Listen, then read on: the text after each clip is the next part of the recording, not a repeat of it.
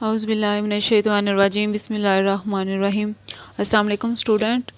I am your math teacher. Today we discuss unit number 4 mathematics class 9th Punjab board factorization. Unit number 4 जो name है उसका factorization and algebraic manipulation.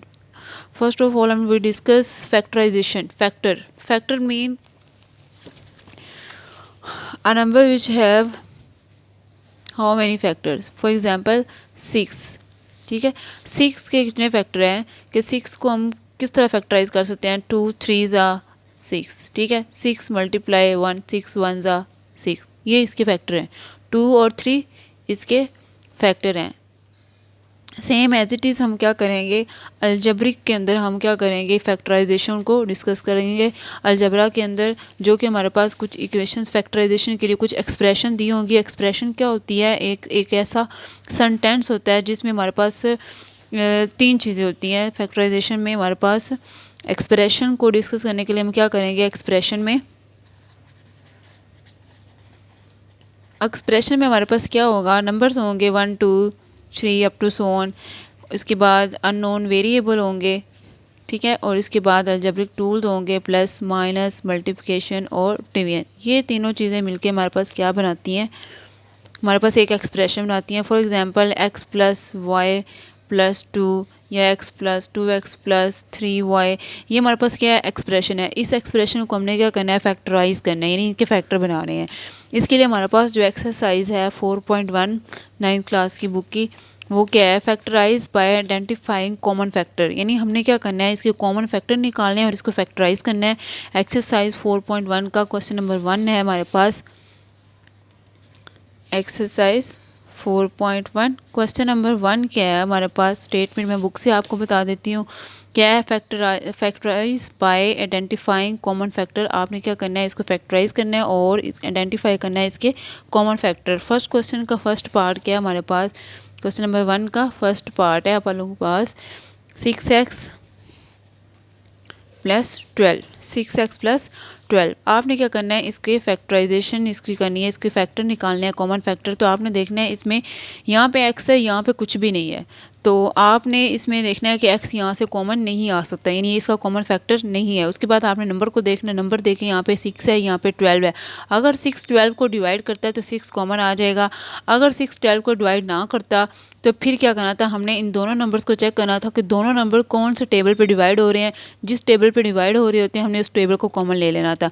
अब यहाँ पे 6 12 को divide कर रहा है तो हम 6 को कॉमन ले लेंगे. फर्स्ट ऑफ ऑल आपने क्वेश्चन को एज इट इज़ लिखना है, उसके बाद 6 कॉमन लेंगे. यहाँ पे 6 बाहर आ गया, बाकी क्या रह गया x प्लस 6 2 ज़ा 12.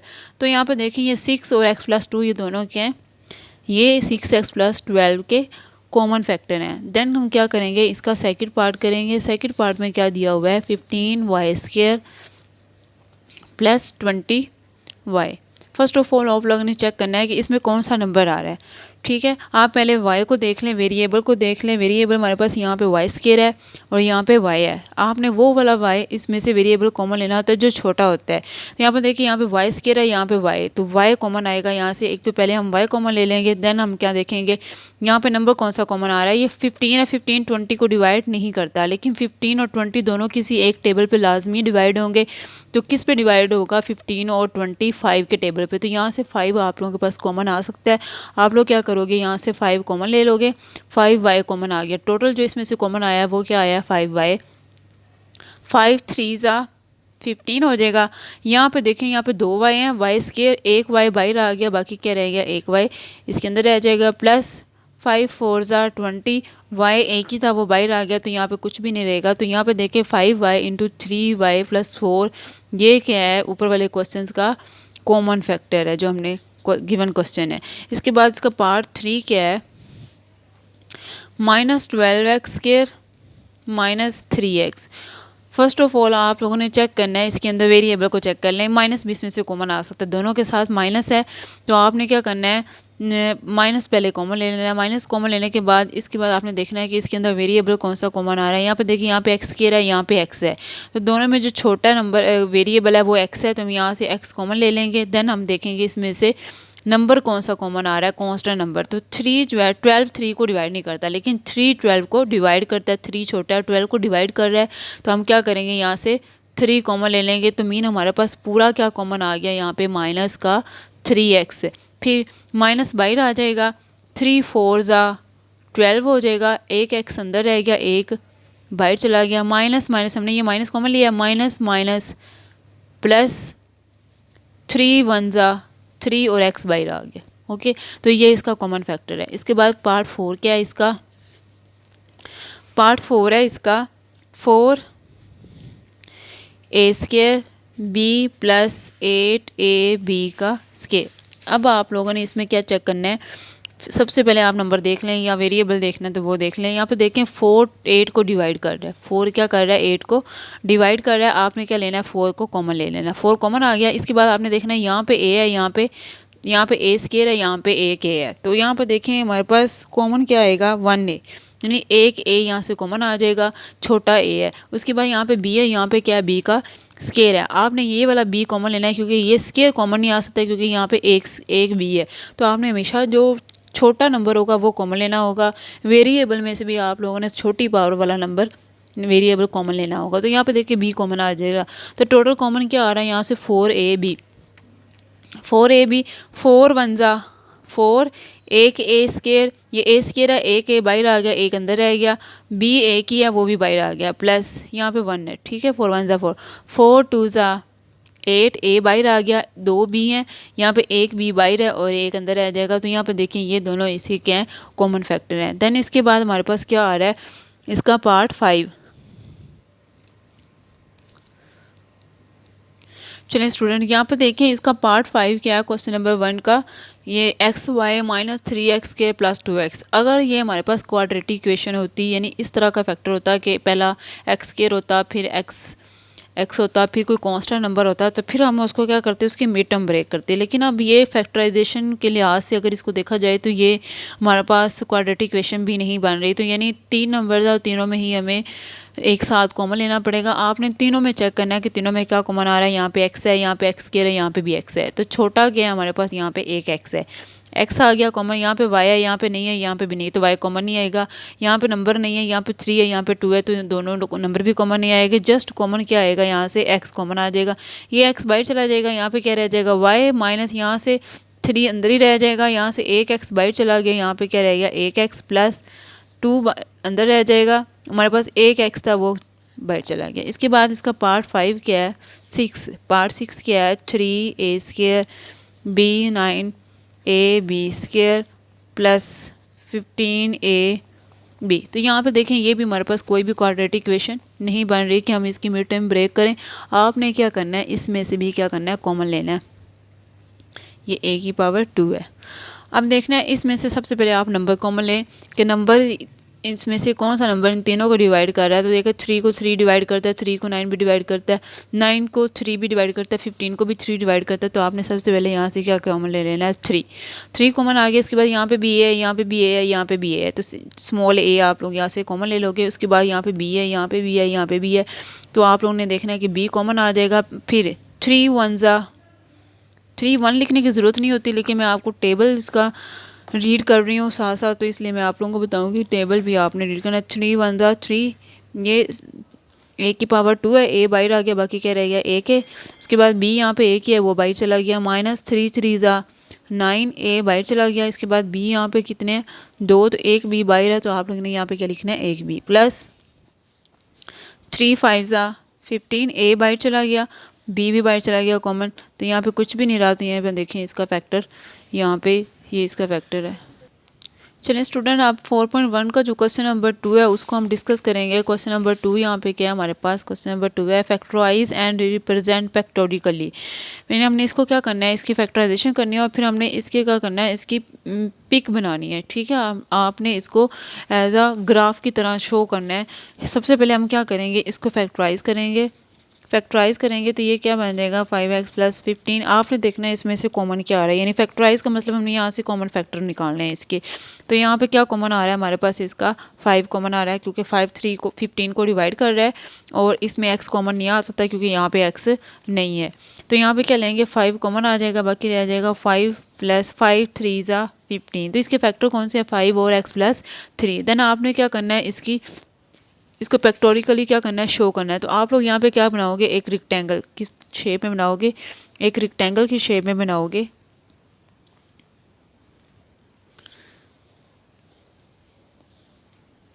यहाँ पे आप 5 लिख दो, यहाँ पे x प्लस 3 लिख दो जो इसके फैक्टर आए हैं। तो यहाँ पे देखिए आप इसको मल्टीप्लाई करें 5x प्लस 5 3 ज़ा 15। तो ये हमारे पास इसका क्वेश्चन हमें वापस मिल रहा है। अगर आप लोग यहाँ पे भी x प्लस 3 लिख दो, यहाँ पे 5 लिख दो, दैन भी हमें मिल रहा है क्योंकि रेक्टेंगल की दोनों साइड सेम होती हैं और चारों साइड तो सेम नहीं होती, दो आपस में एक दूसरे के कंग्रेंट होती हैं। तो ये 5 है तो ये भी 5 होगा, अगर ये x प्लस 3 है तो ये भी क्या होगा x प्लस 3 होगा। तो आपने इससे क्या करना है, एक ही इसकी लेंथ लेनी है और एक इसकी ब्रीथ लेनी है, वहाँ पे हमने क्या करना है इसके फैक्टर लिखने हैं। देन हम क्या करेंगे, इसका क्वेश्चन नंबर 2 करेंगे। क्वेश्चन नंबर 2 का सेकंड पार्ट में क्या है हमारे पास x square plus 4x plus 3। तो यहाँ पे देखिए सेकंड जो क्वेश्चन है इसका, उसमें हमारे पास शो हो रहा है कि ये क्वाड्रेटिक इक्वेशन है। यहाँ पे देखिए आप तीनों में से कुछ भी कॉमन ही ले सकते हैं। यहाँ पे अगर x होता है इसके साथ तो आप x कॉमन ले सकते थे। मैंने बताया था आपको पहले भी कि अगर हमारे पास क्वाड्रेटिक इक्वेशन आएगी वो इस तरह की होगी, पहले x स्क्वायर होगा फिर x होगा फिर कोई कांस्टेंट नंबर होगा, तो उसकी आपने मिड टर्म ब्रेक करनी होगी। ठीक है, क्वाड्रेटिक इक्वेशन एक ऐसी इक्वेशन होती है जिसमें हाईएस्ट डिग्री जो होती है किसी भी वेरिएबल की वो 2 होती है। यहाँ पर देखें इसकी डिग्री कितनी है 2, 2 के बाद वो डिक्रीज होना स्टार्ट होती है, 2 के बाद 1 आएगा, 1 के बाद x की पावर 0 आएगा, तो x की पावर 0 1 होता है, तो 3 1 3 हो जाएगा। ठीक है, तो यहाँ पे देखें मिड टर्म ब्रेक आप लोगों ने कैसे करनी होती है, आप लोगों ने क्या करना होता है, यहाँ पे देखना होता है यहाँ पे क्या है, यहाँ पे 1 है, आपने इस कांस्टेंट नंबर को जो x स्क्वायर वाला होता है कोफिशिएंट उसके साथ मल्टीप्लाई करना होता है। तो 3 1 ज़ा क्या बन जाएगा 3, 3 1 ज़ा हमारे पास 3 हो जाएगा। अब हमारे पास एक तो हमें नंबर चाहिए 3, 3 1 ज़ा 3, उसके बाद हमारे पास ये हमें मल्टीप्लाई करने से चाहिए। ठीक है, उसके बाद दरमियान वाला नंबर जो होता है वो हमें क्या करना चाहिए, वो भी हमें चाहिए, वो प्लस और माइनस करने से आना चाहिए। ठीक है, इसका एक इजी मेथड है कि आपने क्या करना होता है 3 जो हमारे पास ये वाला नंबर होता है मल्टीप्लाई वाला, उसकी आपने यहाँ पे साइड पे फैक्टराइजेशन करनी होती है। 3 1 ज़ा 3 आपने फैक्टराइजेशन की तो इसके 2 फैक्टर निकल आए, एक 3 और एक 1। अब आपने क्या करना है, अगर 3 को 1 से मल्टीप्लाई करोगे तो 3 1 ज़ा 3 आएगा, मल्टीप्लाई करोगे तो क्या आएगा 3 1 ज़ा 3। अब 3 में अगर आप 1 प्लस करोगे तो कितना आएगा 4। तो हमें दोनों नंबर मिल गए हैं यहीं से। तो अब आप क्या करोगे कि ये दो नंबर हमारे पास एक 3 और एक 1, दोनों को क्या करना है हमने प्लस करना है, और साइन भी हमें कौन सा लगाना है प्लस का। अगर यहाँ पे माइनस होता है तो आपने यहाँ पे भी माइनस लगाना था, यहाँ पे भी माइनस लगाना था। अब हमने जो 4x को ब्रेक किया है वो क्या किया है, एक 3 में और एक 1 में। हम यहाँ पे लिखेंगे 4x को ब्रेक करेंगे 3x में और 1x में, प्लस ये वाला 3। वैसे ही नहीं, ये भी एज इट इज़ लिखना है, ये भी एज इट इज़ लिखना है, सिर्फ आपने ब्रेक किसको करना है, इसको करना है। अब यहाँ अब ये 4 बन गए। ठीक है, अब चारों में से आप फिर भी कॉमन ही ले सकते, क्योंकि अगर 3 में से कॉमन आते तो फिर हमने ये इसको मिड टर्म ब्रेक ही नहीं करना था। अब हमने क्या करना है, इसके ये 4 नंबर बन गए। आपने क्या करना है, पहले 2 में से कॉमन लेना है और फिर लास्ट वाले दोनों में से कॉमन लेना है। तो यहाँ पर देखिए इन दोनों में से क्या कॉमन आ रहा है, इन दोनों में से x कॉमन आ रहा है। ठीक है, अब यहाँ पे एक x कॉमन आ गया, एक x अंदर आ गया, प्लस ये 3 भी अंदर आ गया, यहाँ से एक x बाहर चला गया, प्लस जहाँ पे कुछ भी कॉमन नहीं आ रहा होता है वहाँ पे क्या लिखते हैं हम 1, क्योंकि यहाँ से 1 कॉमन आ रहा होता है, क्योंकि 1 1 को डिवाइड करता है, 1 3 को भी डिवाइड करता है। तो भाई यहाँ पे 1 बाहर आ गया, यहाँ पे क्या रह गया x प्लस 3 1 ज़ा 3।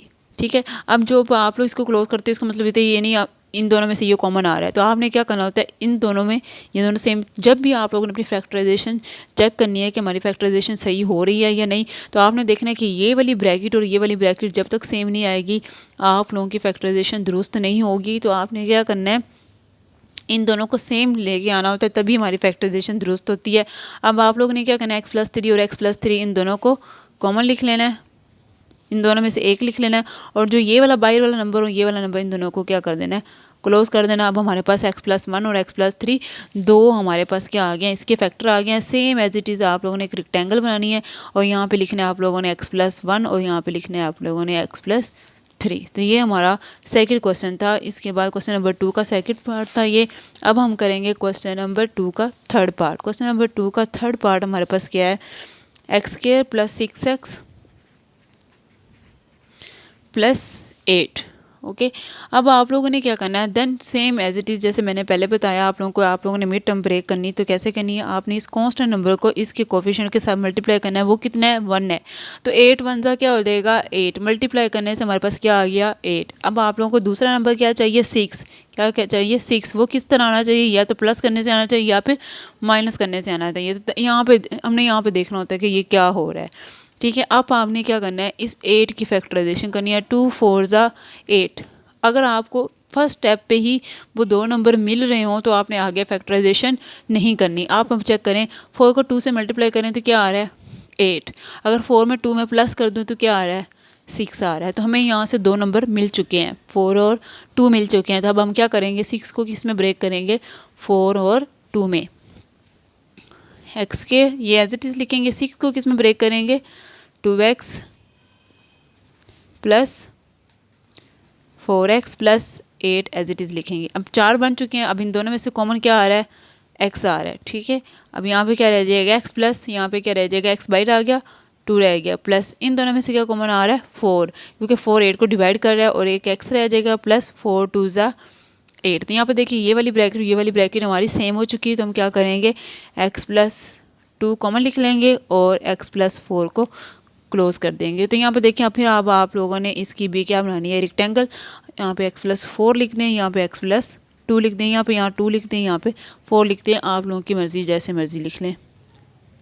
देन क्वेश्चन नंबर इसका 4 part, x square plus 4x plus 4।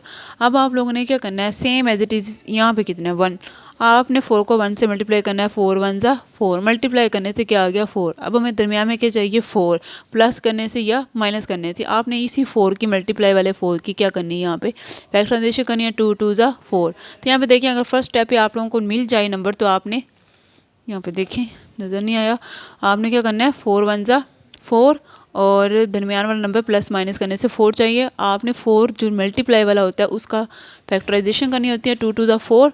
अब फर्स्ट स्टेप पे अगर आपको नंबर मिल रहा है तो आपने आगे नहीं जाना, अगला स्टेप नहीं करना फैक्टराइजेशन का। 2 को 2 से मल्टीप्लाई किया तो क्या आ गया 4। अगर मैं 2 में 2 प्लस कर दूं तो कितना आ जाएगा, मेरे पास 4 आ जाएगा, जो कि हमें दरमियान में चाहिए। तो आपने अब 4 को किस में ब्रेक करना है, 2 और 2 में जाना है। तो x square plus 2x plus 2x plus 4। अगर यहाँ पे x है तो आपने x लगाना है, यहाँ पे y हो तो आपने y लगाना है। दोनों में से क्या कॉमन आ रहा है, इन दोनों में से x कॉमन आ रहा है, तो यहाँ पे क्या रह जाएगा x प्लस 2। यहाँ पे क्या कॉमन आ रहा है, 2 कॉमन आ रहा है, x प्लस 2 2 ज़ा 4। ठीक है, ये वाली और ये वाली सेम होगी, फैक्टराइजेशन दुरुस्त है, x प्लस 2, और इन दोनों को क्लोज करेंगे x प्लस 2। इसके बाद आपने क्या करनी है, इसकी रेक्टेंगल बनानी है, यहाँ पे x प्लस 2 लिखना है, यहाँ पे भी क्या लिखना है x प्लस 2। तो ये हमारे फाइनली जो है वो क्वेश्चन नंबर 2 कंप्लीट हो चुका है। इसके 4 पार्ट थे और आपने इसको फैक्टोरिकली ड्रा भी कर लिया है। तो आज का हमारा यहाँ पे ही लेक्चर क्लोज होगा। नेक्स्ट लेक्चर जो है वो हम उसमें क्वेश्चन नंबर 3 को स्टार्ट करेंगे। तब तक के लिए अल्लाह हाफिज़।